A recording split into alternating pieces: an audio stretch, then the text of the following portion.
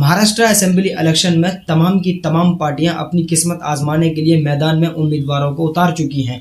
मजलिस ही है जो मस्जिद के लिए आवाज उठाएगी, मजलिस है जो मदरसे के लिए आवाज उठाएगी, मजलिस है जो मॉब लिंचिंग के खिलाफ कानून बनाने का ऐलान करेगी। इम्तियाज जलील साहब जो पहाड़ है, एक मेरे भाई वो पहाड़ है, जिसके कहने पर, जिसकी आवाज पर, जिसके रुतबे को देख करके, जिसकी मेहनत को देख करके, जिसके दर्द को देख करके महाराष्ट्र का मुसलमान चंद रोज पहले सड़क पर आ गया था। ऐसे लीडर को, ऐसे शख्स को जिताना बेहद जरूरी है महाराष्ट्र की सरजमीन पर। ऐसे शख्स के पार्टी के एमएलए को कामयाब करना बेहद जरूरी है महाराष्ट्र की सरजमीन पर।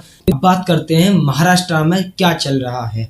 लेकिन किसी ने भी असदुद्दीन ओवैसी साहब को साथ में नहीं लिया, इम्तियाज जलील साहब को साथ में नहीं लिया। अस्सलाम वालेकुम मौज़िन ख़वातीन व हज़रात, मैं हैदर अली। शुरू अल्लाह के नाम से जो बड़ा मेहरबान और निहायत रहम करने वाला है। महाराष्ट्र असेंबली इलेक्शन ज़ोरों शोरों पर है। इसी सिलसिले में मैं इस वीडियो में हाजिर हुआ हूँ। महाराष्ट्र असेंबली इलेक्शन में तमाम की तमाम पार्टियां अपनी किस्मत आजमाने के लिए मैदान में उम्मीदवारों को उतार चुकी हैं। साथ ही साथ ऑल इंडिया मजलिस इत्तेहादुल मुस्लिमीन ने भी अपने उम्मीदवार मैदान में उतार दिए हैं।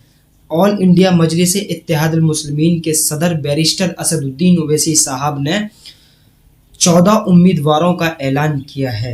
वो 14 उम्मीदवार कौन हैं, किस जगह से खड़े हुए हैं, यही सब बताने के लिए मैं इस वीडियो में हाजिर हुआ हूँ। मयम से महाराष्ट्र के सदर इम्तियाज जलील साहब जो महाराष्ट्र प्रेसिडेंट हैं मयम पार्टी से, वो अपनी किस्मत आजमाने के लिए फिर से असेंबली का इलेक्शन लड़ने के लिए जोरों शोरों पर हैं और बहुत ही ताकत के साथ वो इस बार भी इलेक्शन लड़ने के लिए तैयार हो चुके हैं। जो 3 लाख से ज़्यादा वोट लेकर के आए थे, उन्हीं को आज असेंबली का टिकट दे दिया है।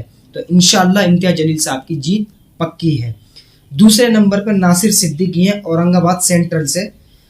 तीसरे नंबर पर फारूक शाह अनवर धुले से। चौथे नंबर पर मुफ्ती इस्माइल कासमी साहब मालेगांव से, जो मौजूदा एमएलए भी हैं। वारिस पठान साहब भिवंडी से हैं। फयाज अहमद खान बैकल्ला से हैं। सैफ पठान साहब मुमरा कलवा से हैं। रईस लश्करिया वर्सोवा से हैं। फारूक शाब्दी सोलापुर से हैं। महेश कंबल मीराज से हैं। सम्राट सुरवेद मुर्तिजापुर से हैं। सैयद मोइन नांदेड़ साउथ से हैं। बबीता कुरला एससी से हैं। मोहम्मद यूसुफ कारंजा मनोरा से हैं। तो ये 14 उम्मीदवारों के नाम मैंने अभी आपको गिनाए हैं और कॉन्स्टिट्यूंसी के भी नाम मैंने आपको गिनाए हैं। तो ये 14 उम्मीदवारों के लिए आपसे मैं गुजारिश करता हूं कि अल्लाह से दुआ कीजिए कि 14 के 14 उम्मीदवार असेंबली में जीत करके पहुंचें। जब ये पहुंचेंगे तो मेरे भाई ये 14 उम्मीदवार ऑल इंडिया मजलिस इत्तेहादुल मुस्लिमीन के एमएलए बन करके जाएंगे। ये मुसलमानों की आवाज़ उठाएंगे। मजलिस ही है जो मस्जिद के लिए आवाज़ उठाएगी, मजलिस है जो मदरसे के लिए आवाज़ उठाएगी, मजलिस है जो मॉब लिंचिंग के खिलाफ कानून बनाने का ऐलान करेगी। ये मजलिस इत्तेहादुल मुस्लिमीन ही है जो मुसलमानों के बुलडोज हो रहे घरों को देख करके बुलडोजरों पर पाबंदी लगाने का क्या काम करेगी। महाराष्ट्र के मुसलमानों से खुसूसी तौर पर मेरी अपील है कि वो मजलिस इत्तेहादुल मुस्लिमीन के एक एमएलए को कामयाब करके वो असेंबली में, विधानसभा में पहुंचाएं। क्योंकि असेंबली में जब 14 के 14 एमएलए पहुंचेंगे, सोचिए वारिस पठान साहब जो चट्टान की तरह आज भी असदुद्दीन ओवैसी साहब के साथ खड़ा है, जो हार गए थे फिर भी असदुद्दीन ओवैसी साहब के साथ खड़े रहे।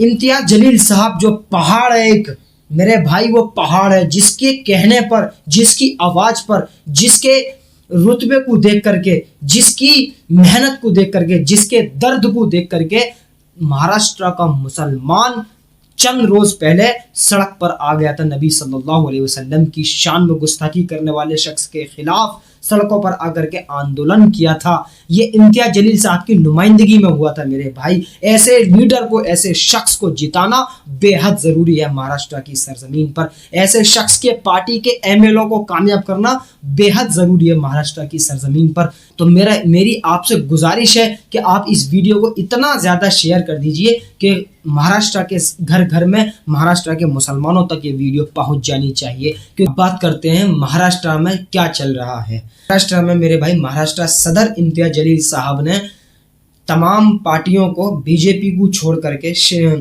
जो एकनाथ शिंदे की शिवसेना उसको छोड़ करके, अजीत पवार की पार्टी को छोड़ करके तमाम पार्टियों को उन्होंने लेटर भेजे, उन्होंने खत भेजा कि हमको अपने अलायंस में शामिल कर लीजिए। क्योंकि अगर आपका मिशन, अगर आपकी तड़प बीजेपी को हराने की है तो हमारा भी मिशन बीजेपी को हराने का है, हमारी भी लड़ाई बीजेपी से है। तो हम भी बीजेपी को हराना चाहते हैं, लिहाजा आप भी हमको अपने साथ ले लीजिए, हम मिल करके चुनाव लड़ेंगे। इससे नुकसान भी नहीं होगा, वोट का विभाजन भी नहीं होगा, वोट डिवाइड भी नहीं होंगे। ये इम्तियाज जलील साहब ने खत में लिख करके भेजा, लेकिन किसी ने भी असदुद्दीन ओवैसी साहब को साथ में नहीं लिया, इम्तियाज जलील साहब को साथ में नहीं लिया, सबने नकार दिया। मगर सलाम है असदुद्दीन ओवैसी साहब की सलाहियत को और उनकी हिकमत को कि वो चाहते, जबकि उनका गठबंधन नहीं हुआ, वो चाहते गठबंधन को नुकसान पहुंचा सकते थे, ज्यादा सीटें लड़ सकते थे, 288 में से कितनी भी सीटें लड़ सकते थे, 100 लड़ सकते थे, 150 लड़ सकते थे, मगर नहीं लड़े। कितनी लड़े? खाली 14 सीटें लड़े। सिर्फ 14 सीटें लड़ करके 274 सीटें इंडिया अलायंस के हवाले कर दी, महाविकास आघाड़ी के हवाले कर दी। इससे साफ जाहिर होता है मेरे भाई कि इन लोगों ने गठबंधन में नहीं भी लिया, फिर भी असदुद्दीन ओवैसी साहब गठबंधन को नहीं बल्कि बीजेपी के अलायंस को हराने का फैसला असदुद्दीन ओवैसी साहब ने लिया है। मेरे भाइयों, मैं इतना ही कहना चाहूंगा कि असदुद्दीन ओवैसी साहब ने एक मैसेज दे दिया भारत के मुसलमानों को कि देखो भारत के मुसलमानों, हम सिर्फ 14 सीटों पर लड़ करके बाकी 274 सीटें इंडिया अलायंस के हवाले कर दी गई हैं। अब वो जीते हारे कुछ भी करें, मगर हमको अपनी लीडरशिप को पैदा करना है, हमको अपनी पॉलिटिकल वॉइस को मजबूत करना है। जब 14 एमएलए असेंबली में पहुंचेंगे तो मेरे भाई महाराष्ट्र की सियासत में एक तहलका आ जाएगा। तो महाराष्ट्र के मुसलमानों से गुजारिश है, इस वीडियो को ज़्यादा शेयर कर दें और अपनी दुआओं में मुझे याद रखें। फिर मुलाकात होगी इंशाअल्लाह। फी अमानिल्लाह।